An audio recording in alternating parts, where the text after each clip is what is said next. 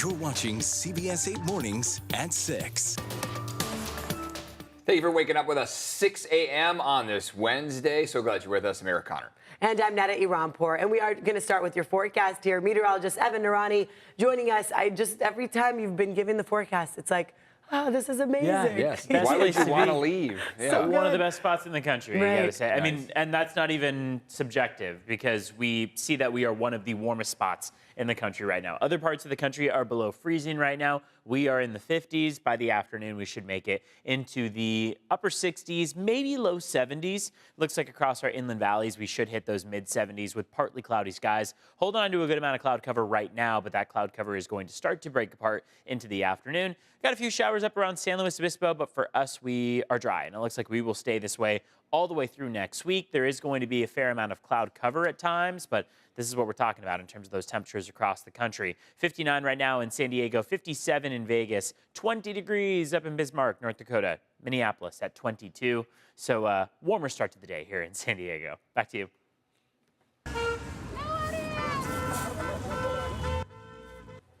Now, those are smiles and celebrations in Lebanon this morning as people return home after a ceasefire between Israel and Hezbollah went into effect last night. Israel's security cabinet voted 10-1 to end more than a year of fighting. The U.S. helped broker the deal. President Biden said the agreement would see the Lebanese army and state security forces gradually take control as Israel withdraws its remaining forces from Lebanon. President Biden sees this agreement as potential momentum for broader peace efforts in Gaza.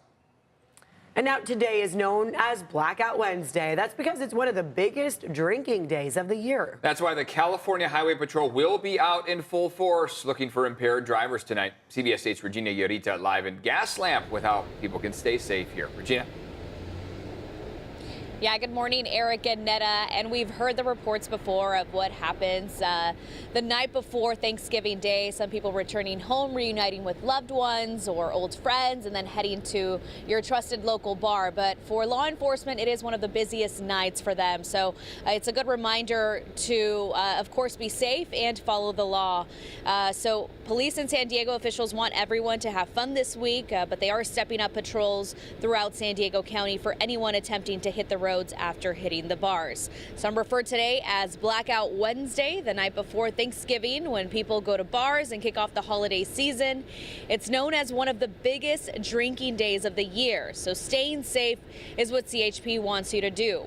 Last year, CHP officers arrested more than 1,000 people driving under the influence during the Thanksgiving maximum enforcement period. They also responded to 27 fatal crashes. So again, the main goal is safety this holiday season. We talked to residents how they planned out their night this Wednesday. Of your surroundings as well, and and if, like I say, if you're gonna drink, just be safe and have a designated driver or call Uber. I know this is beautiful here in San Diego, and I go out and enjoy this beautiful weather and beautiful people, food especially, and that's all I gotta say, just be safe out there. And CHP also recommends that if you are going out tonight and you are planning to drink, that you look into rideshare services or have someone be the designated driver who's not going to drink tonight. Maximum enforcement period starts tonight at 6 p.m. through Sunday midnight. Eric and Etta. Regina, thank you very much for that. Yeah, we want to hear all good news for the holidays. It's the final dash now to Thanksgiving dinner. Today expected to be an even busier travel day. We've showed you the airports the past couple of days. Well, AAA says most people are driving to their destination, with nearly 72 million people expected to get behind the wheel. So this afternoon, predicted to be one of the worst times to travel by car, and the time would be between 1 to 5 p.m. That's when everyone's hitting the road, including Eric and I, our families. See you out there. So it'll be best to leave before 10 a.m. if you can. Get packed up and get out of there. Meanwhile, Amtrak says it's seeing an uptick in passengers who prefer to ride the rails this Thanksgiving week. Save you some of that stress. If you are hitting the road, San Diego's average gas price is $4.53 for a gallon of regular. So bright news here, at least we were paying a lot less. We were paying $5.03 at this time last year.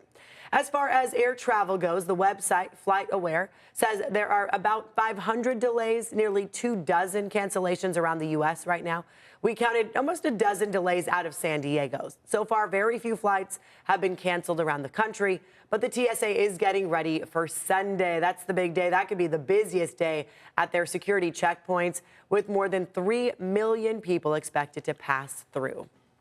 This morning, sheriff's deputies are looking for the person who shot a man in East County. It happened after 2 p.m. yesterday on Quail Haven Lane in an unincorporated area of El Cajon. It's unclear what led up to this shooting, but investigators say the man who was wounded is expected to survive. You're asked to call the sheriff's department or Crime Stoppers if you know anything. A man accused in a deadly stabbing in Grant Hill will make his first court appearance today. Emilio Torres was arrested along with his 17-year-old son. Police say the stabbing happened Friday during a fight over vandalism. The 36-year-old victim died at the hospital. The victim's 15-year-old son was initially taken into custody but later released.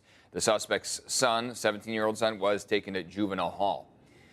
Well, could La Jolla separate from the city of San Diego, become its own city? Right now, volunteers are making their final push to get enough signatures on a petition by Sunday. Yeah, we see a lot of volunteers with their booth setups, trying to get people to sign. CBS 8's Chris Groh live in La Jolla now to explain why advocates want this to happen. What do they think will come of this, Chris?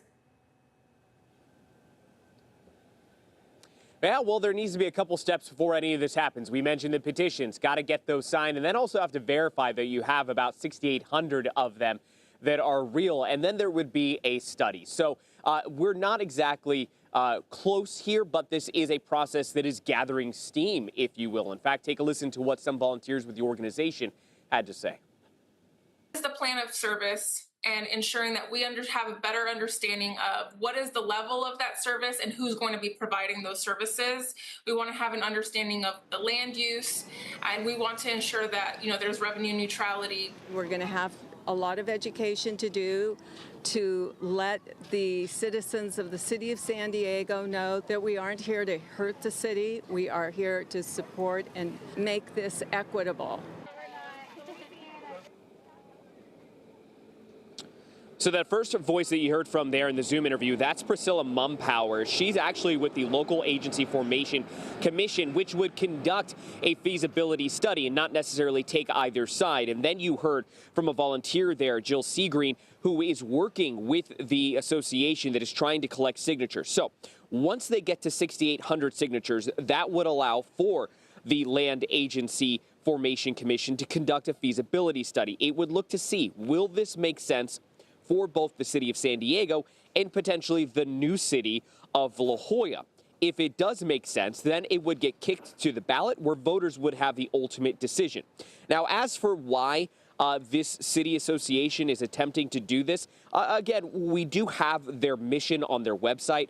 It says that they want to do this in order to, quote, collaborate within the community and across the greater San Diego area to foster their own growth, and also to support the beautification of public areas in La Jolla for the, quote, benefit of our millions of visitors. As we know, La Jolla, a top destination here in all of Southern California for tourists and visitors to the area. So will this happen? Well, Sunday is the deadline, right? That is when we are going to find out whether or not they will have that 6,800 signatures to go ahead and start that feasibility study. What we do know is they're at somewhere around 6,500, so they are pretty close to maybe even beginning to go down this road.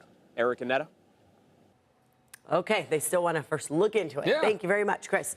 A beautiful day if you're at the beaches, wherever you want to go. Absolutely. Get out there. Maybe even have your little, picnic lunch out there. By all means. It's a beautiful, sunshine should be up by the afternoon time frame. So that's when we'll get a little bit more of the sun, as opposed to right now where things are quite overcast. So we're going to be moving in the direction of more sunshine as the day progresses. We talked earlier about how it is a great spot when you look at the country map to be in San Diego. 59 degrees for San Diego and LA right now, 53 up in San Francisco. Boise right now is at 26 degrees. Salt Lake City at 35. Denver, Colorado at 30. You see how many spots around the country are sub-freezing right now, and it gives you good appreciation for where we are at. Only spot in the 70s right now is Miami, unsurprisingly, at 75 degrees right now. Always a hair warmer than us. We're right on par with average as far as our afternoon highs go. 68 expected to be our high. That is average. Overnight lows are right around where we would be, if not just a few degrees warmer. So that's something to celebrate. You might remember last week we were working with overnight lows that were below normal by about 10 degrees.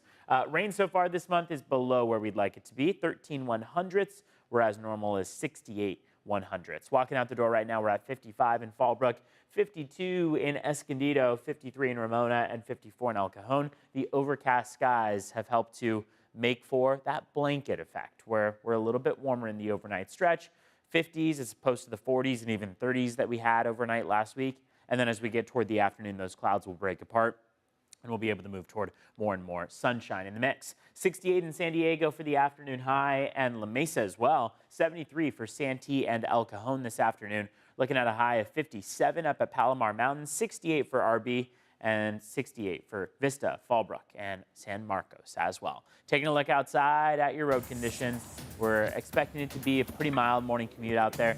We are seeing much less volume on the road right now than what we're normally used to, as it is the day before Thanksgiving. So many fewer people going to work, going to school. So should be able to head out at your normal speeds. Things are not looking bad out there. Border wait times right now are at 135 minutes at the San Ysidro Port of Entry. So it is still going to take you over 2 hours to get across the border right now, about 2 hours and 15 at the San Ysidro Port of Entry. Otay Mesa Port of Entry should take you about 90 minutes in total.